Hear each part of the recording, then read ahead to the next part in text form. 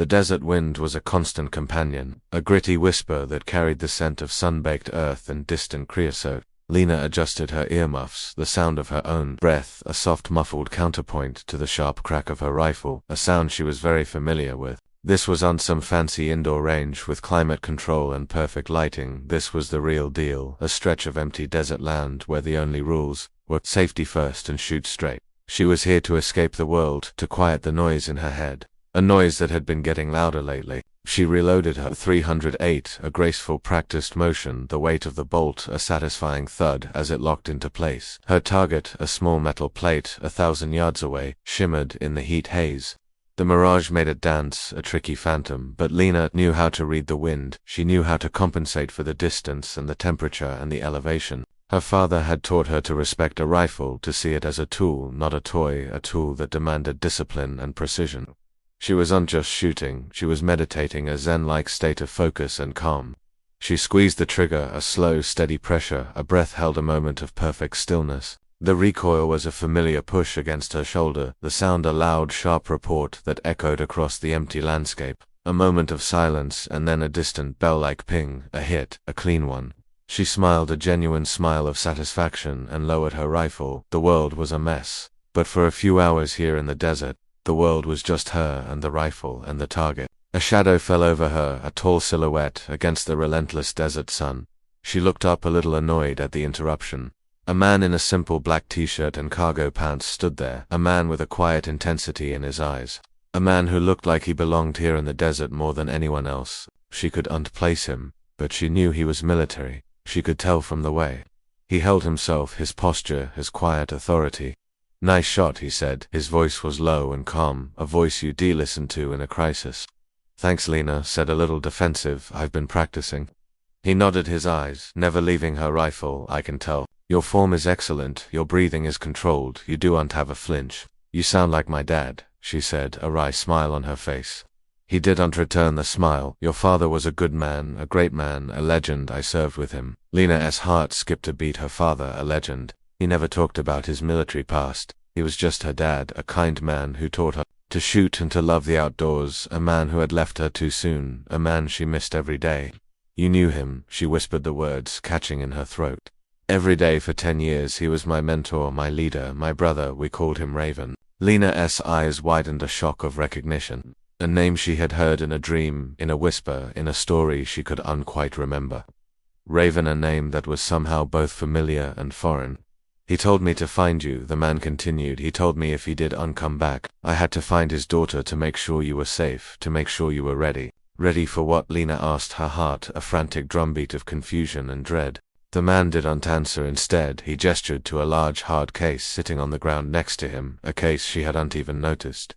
He knelt down and opened it. The case was lined with foam, and inside rested a rifle, a monstrous rifle, a rifle that looked like it belonged on a battleship. It was a Barrett 60 cal, a weapon of unimaginable power, a weapon you didn't just practice with, a weapon you didn't just shoot.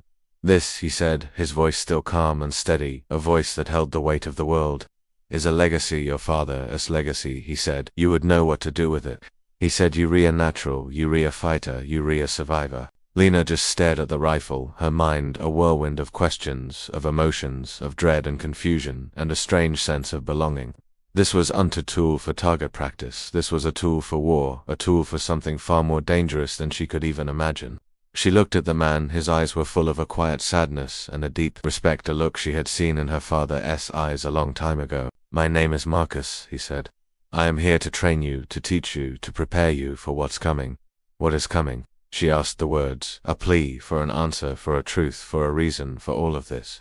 "The world is a very complicated place, Lena," he said, his eyes locking with hers, a silent communication, a solemn promise. "And your father left something behind, something very important, something very dangerous, and they were coming for it, just like they came for him." Lena felt a chill run down her spine, a cold dread in the pit of her stomach.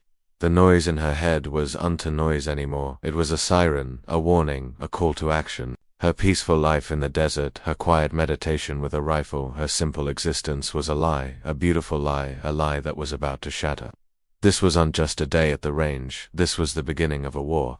She looked at the Barrett 60 cal, a weapon that was almost as big as her, and she felt a strange mix of fear and excitement, a strange feeling of a purpose she did I know she had, but now she did.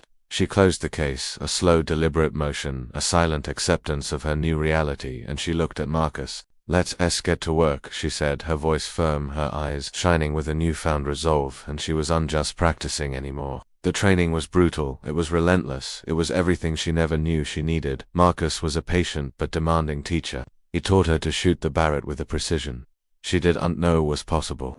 He taught her to dismantle and reassemble it blindfolded. He taught her to read the wind, not just as a whisper, but as a shout, a constant force of nature. He taught her to be a ghost, to move silently, to think tactically, to anticipate the enemy's moves. He taught her to be a warrior, a warrior. She didn't know she was a warrior, she had to become. The weeks turned into months, the desert sun a constant witness to her transformation. Her body grew stronger, her mind sharper, her reflexes quicker. The noise in her head was gone, replaced by a calm, unwavering focus, a focus she had inherited from her father, a focus she had perfected with Marcus. Her past was gone, a faded memory. Her future was a blank slate she would fill with justice, with vengeance, and with a new purpose. One afternoon, as the sun was setting, casting long shadows across the desert floor, Marcus looked at her a long moment, his eyes full of a quiet pride. "You ready?" he said, his voice a simple statement of fact. Ready for what? She asked the question, a reflex, a habit. "Ready for them," he said, and he gestured to a small drone, a tiny black speck in the distance, a drone that was coming for them. The noise in her head was back, but this time it wasn't a siren, it was a command, a single thought, a single purpose. She grabbed the Barrett, a familiar weight in her hands, a tool, a friend, and she aimed. She didn't hesitate, she didn't flinch, she didn't doubt herself. She was a warrior, and this was her war. The drone was a tiny speck, a fly in the sky.